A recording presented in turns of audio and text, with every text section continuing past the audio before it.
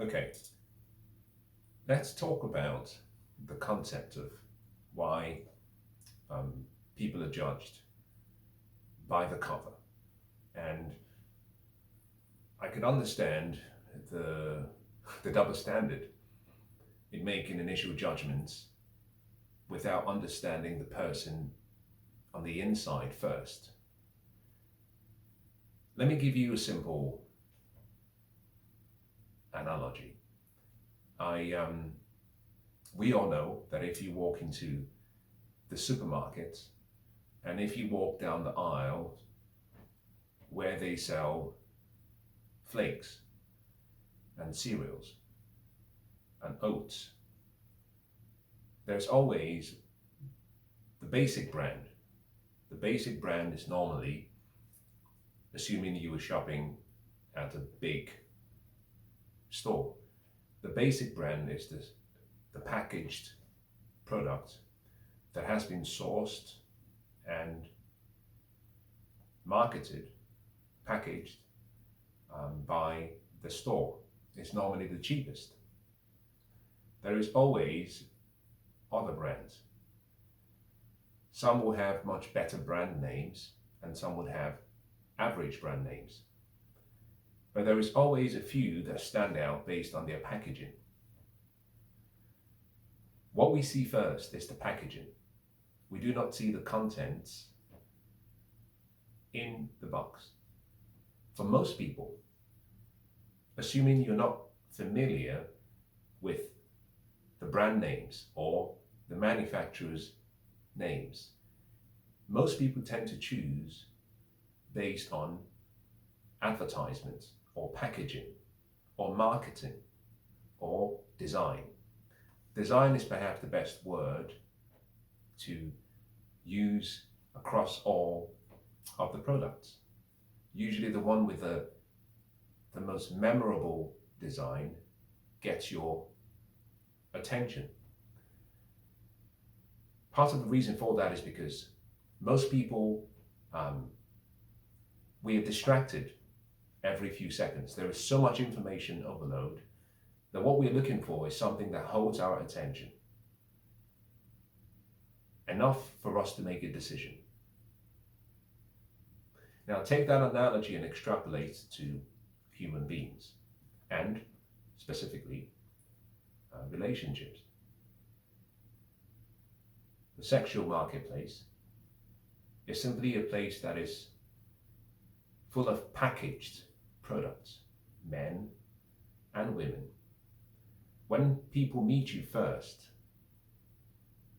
they judge within a few seconds on their perception of who you could be. Now, such a perception and such a conclusion is seldom correct, except in the rare instances. However, people do. We judge. We form an opinion very quickly, and then we try to reconcile who we get to find out if we are given the chance. We reconcile the person we've come to know with the image we had originally formed in our minds. In dating, the same principle applies. There is a double standard amongst men and women.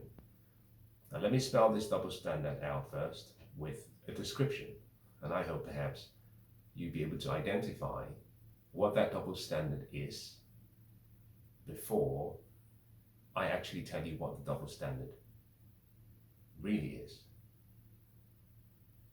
You're female, and let's say you are on social media, or you're looking through a friend's personal album on social media.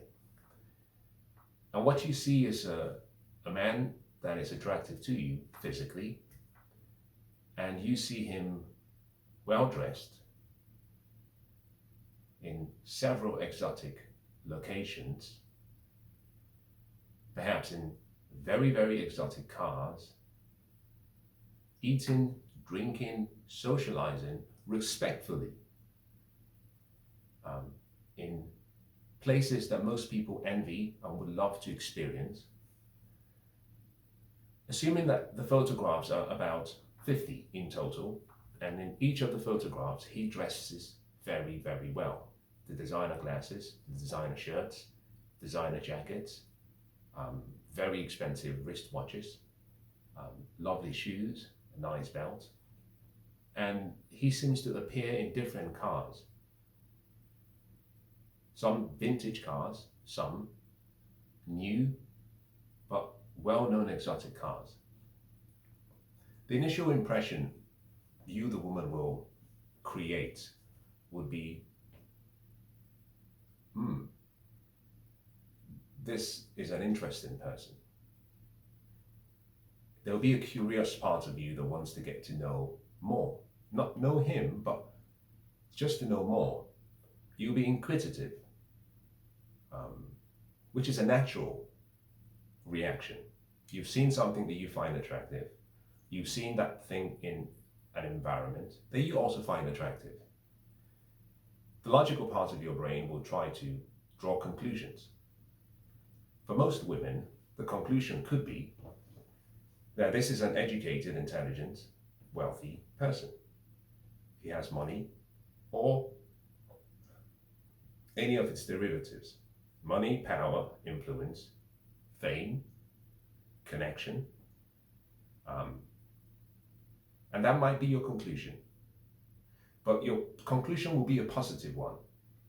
So positive that if you were single, you might be open to the opportunity to meet him, assuming he was available, and even if he's not available. That is the woman's perspective. Now, I could be wrong, so you tell me. If you disagree, let's reverse the roles. A man is looking through a social media account and he sees a woman who he finds attractive. Now, the mistake I made in the first example is I did not give you an approximate age. Let's say that that man in question is about 29. The woman is about 23. The man looks through social media or the internet and comes across a very attractive, gorgeous woman. Beautiful face, great body, lovely smile. And he observes that she's well dressed, but skimpily dressed, showing a little bit more than he might want to show his mother or grandmother. She wears very sexy outfits, designer outfits. She is in locations that are geographically considered amongst the best places, around the best monuments. She is found in cars. And let's assume in this case, she's at the back seat of a car or the passenger side of a car. On some pictures, she's also driving the car. And let's assume there are 4 or 5 different cars. Some she's a passenger and the others she's driving, but these are good cars, expensive cars, luxury cars. A lot of the pictures show her in places such as a nightclub, a party, around other men. Some pictures show her perhaps alone on the beach, but in a foreign country.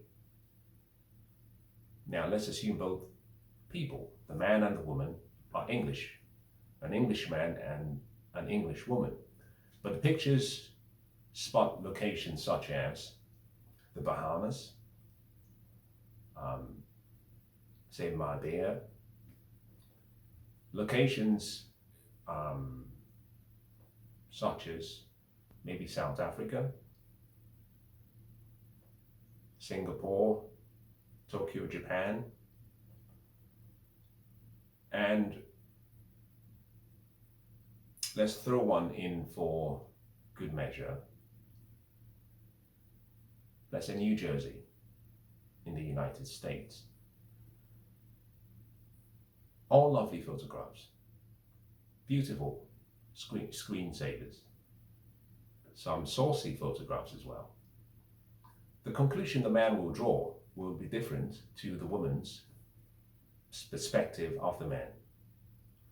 The man's initial experience and feeling would not be one of curiosity, despite him saying, I find that attractive. It wouldn't be one of inquisitiveness, despite the natural urge to say, who is she? The conclusion will be that the woman in question is not one to be taken back to mum or grandma. It's not one to be taken seriously. That, in other words, that she's a bit loose. Now let me stop and pause, because what I have identified is a double standard.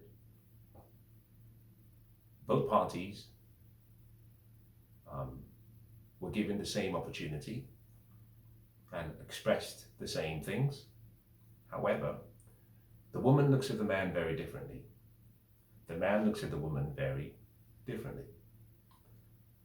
It's a double standard, but it's in our nature.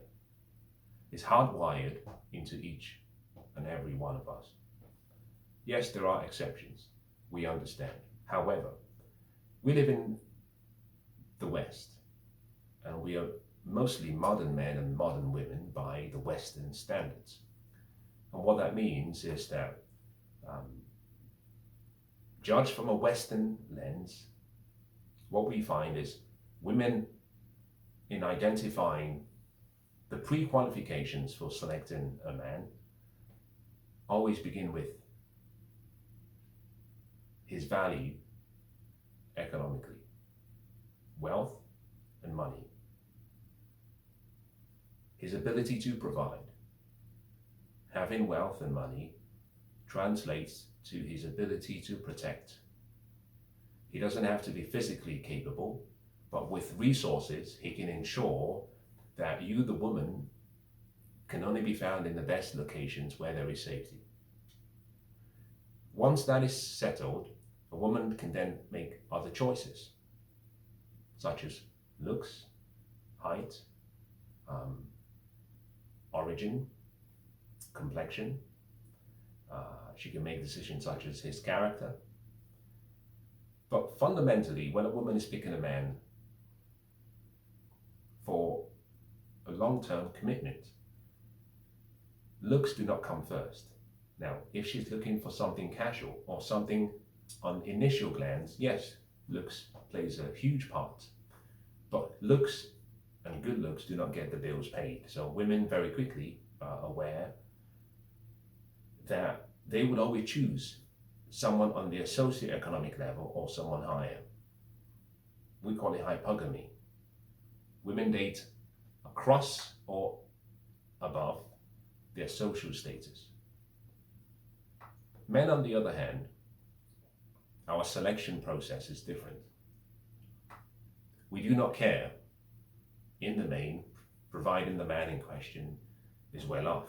We do not care about a woman's economic status, because we expect to be able to hold on to the traditional position of provision and protection. We want to feel as though we are providing completely to someone we care about and someone we love. So we only judge based on looks. And all of the positions we form and opinions we form about said woman is based on attractiveness initially, and then other qualities are brought into the mix. Money is the least important thing.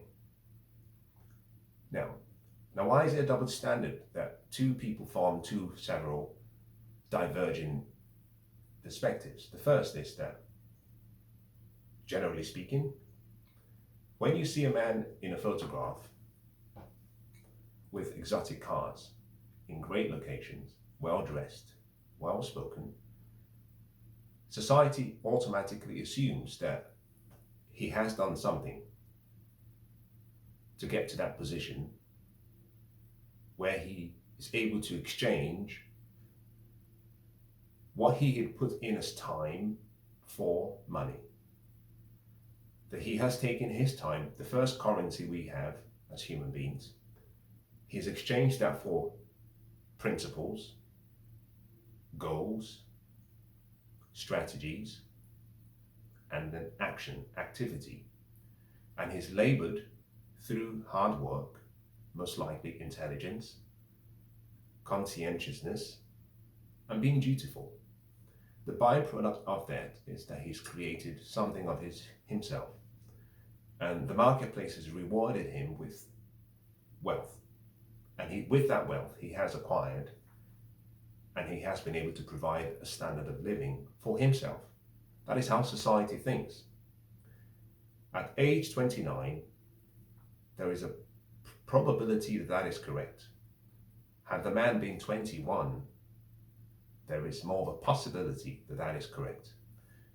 It's important to always think about the 3P test. The first is it possible? The second, is it plausible? And the third, is it probable? Recognizing that not all things are possible. It's possible to build a ladder to the moon, but it's less plausible and is even less probable.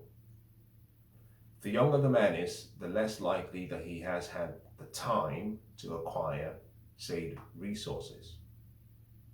Because time is what we exchange for everything we have. The older the man is, the more likely he has actually been able to achieve such success. So society looks and judges the man and the pictures as though he has acquired all those items.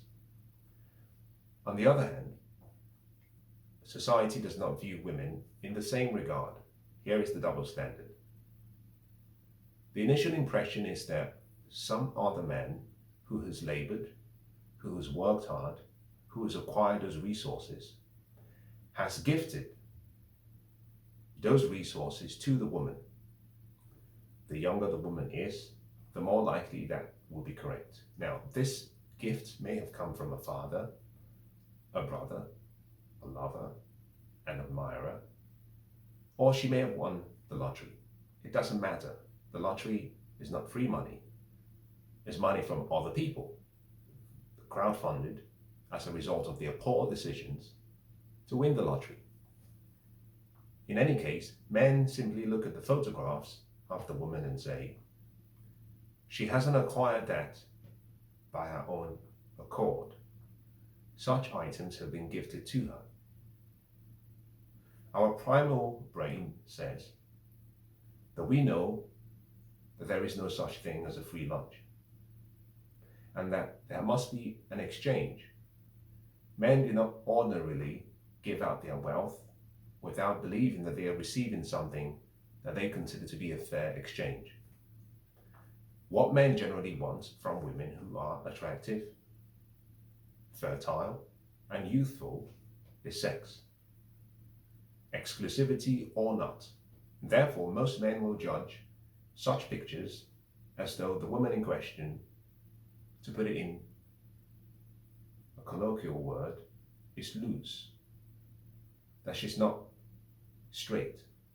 She's lacked the decorum, chastity, or the values that women of old used to have. The fact that she appears in so many locations, in exotic locations, venues, countries, will lead men to make a judgment that she is probably a high-priced hooker. Someone who has a price, or someone who is actually loose. Now that is a double standard. I understand. Don't hate the messenger, just understand the message. And if you don't like the messenger bringing forward the message, just close your eyes and listen to the Spirit speak. That is how men think. Men value purity, chastity, much more than they value outwardly behaviors from women. Men want women to be conservative. Now, the same woman could be a virgin that is being sought and courted by several men, who has been gifted several things, but she's still a virgin. So she's had no sexual relations with any of the men. That is the reality. That could be the reality. However, the perception is what people see first. In Andre Agassi's book, Open, he talked about the fact that image is everything, and how he struggled with the image he created for himself whilst he was a tennis player, and his struggles with both the public, the paparazzi, or the photographers, and his fans. People judged him before getting to know him. He couldn't understand why. There was a very simple reason. You tell the world what you want the world to know or think about you by how you present yourself. It's really that simple. It's not complicated. Women who earn a lot of money, generally speaking, do not waste or spend money on things. They save their money. They tend to invest their money. Men are the ones who have the appetite for wasteful living. So when men see photographs of exotic locations, their instinctive urge is to say, she didn't pay for these items. Someone is paying to fly her to such locations. And it cannot be one person. These must be multiple people. So the fact that she shows herself so openly online, the fact that she shows raunchy photographs and videos, the fact that she shares more than she should have shared, we draw the conclusion that you are loose, and that perhaps, whilst you might be a fun girl, you are not certainly a girl for the future. Men categorize women into two marketplaces: the dating marketplace, the relationship marketplace. The initial impression the men will have is, I would like a piece of that. I want to pay the least amount of money possible because I have no intentions of developing further relations with her. As for the relationship marketplace, we have no interest, because you've told us and you've told the world who you are with a few pictures. There's a saying that a picture paints 1,000 words, or a picture is worth 1,000 words. A video, in my opinion, is worth 1 billion words. So it's bad enough to have photographs of yourself because you're broadcasting to the world what the world will accept as being the case. But it's worse when you have videos in nightclubs, videos in exotic locations, videos of yourself in bikinis and half naked, running around having fun. The conclusion most men will draw is, I would love to have a short piece of that experience with her, but I will not want to pay the full price for that. In other words, it would be the same as saying, and here is a great analogy, cars and women.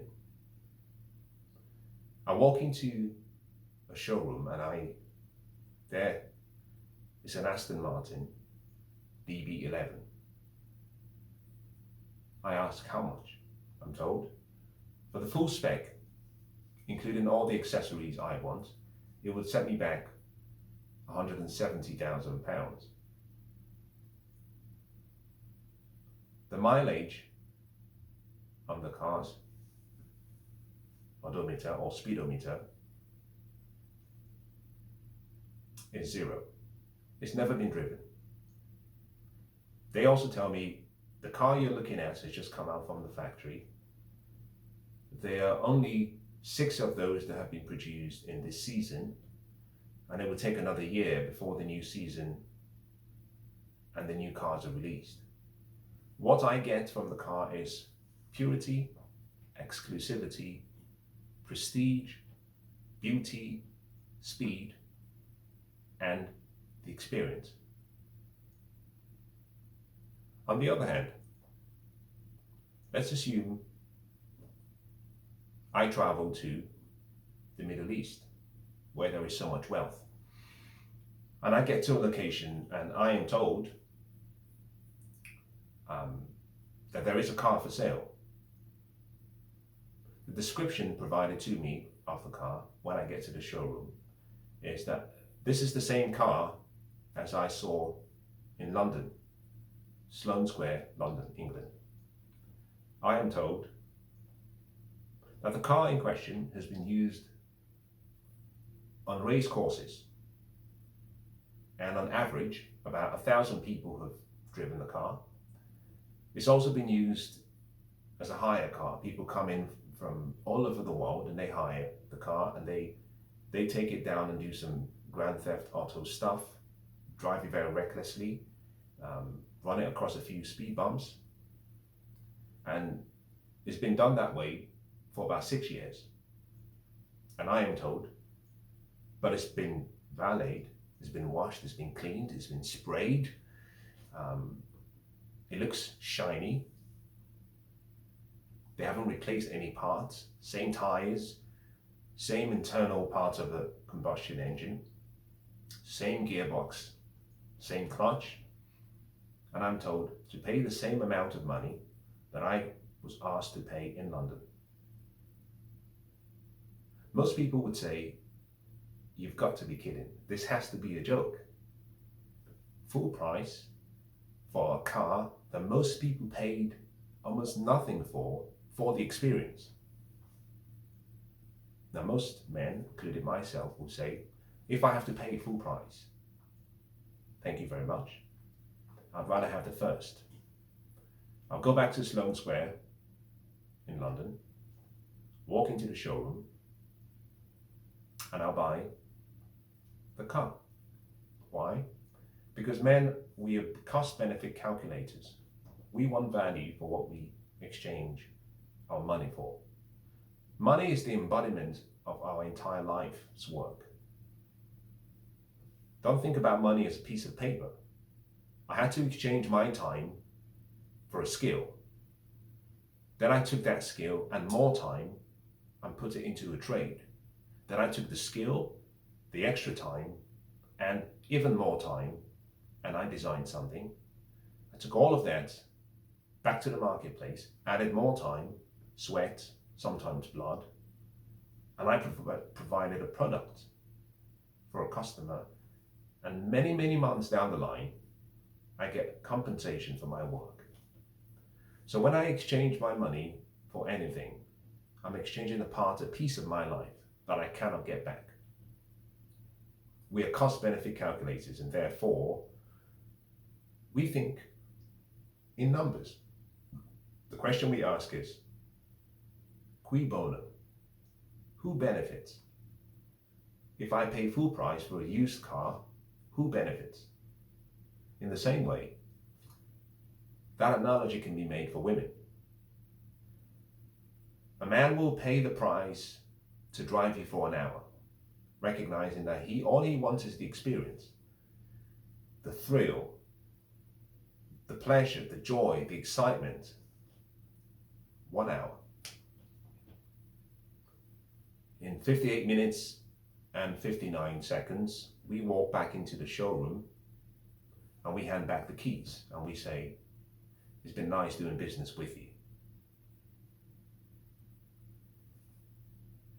The used car provided some experience, but if we're going to pay full price, we want a car that has not been used by the entire county.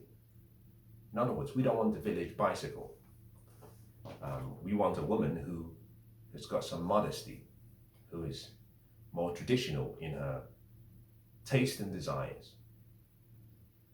The concept of less is more important in modern society today, especially for women, because perception always comes before reality. Your reputation is usually based on the perception people have of you before they get to know you. Now, the books of antiquity says a good name is better than silver and gold. So, I believe in equality. Equality of opportunities, equality of the rules of the game, equality of the rights we have as people, equality under the law. But equality of outcome is such an unintelligent desire to have that it becomes a fool's game. There will always be a double standard in relationships and dating and in the sexual marketplace. As a man, it's important to know which double standards benefit you and to maximize on those ones. To understand as well which double standards do not benefit you and to protect yourself and capitalize using wisdom to maneuver such disadvantages. The same applies to women. Find out which double standards benefit you. Don't fight it. Find out which double standards do not benefit you. Don't fight it. Take what works for you. Embrace what doesn't work. Don't try to change society. Try to capitalize on how you can create for yourself using long-term thinking. Most people think in the short term. Most women think about the fun they are having in the present and do not realize that your sins of the past always come back to haunt you. Whether you commit sins or not, it could be the perceived sins that you might have. Social media has done so much. But for modern women, I think social media is doing more harm than good. Because your past are being time-stamped and kept on the internet forever. So, one advice is if you want to benefit from the double standard that doesn't benefit you, less is more. You want to share little and as little as possible publicly. I hope this helps. I will not, and I know it might be somewhat too harsh coming from a man. But this I would inform you and I would advise you to learn. The way men think, we are very, very different to women in how we approach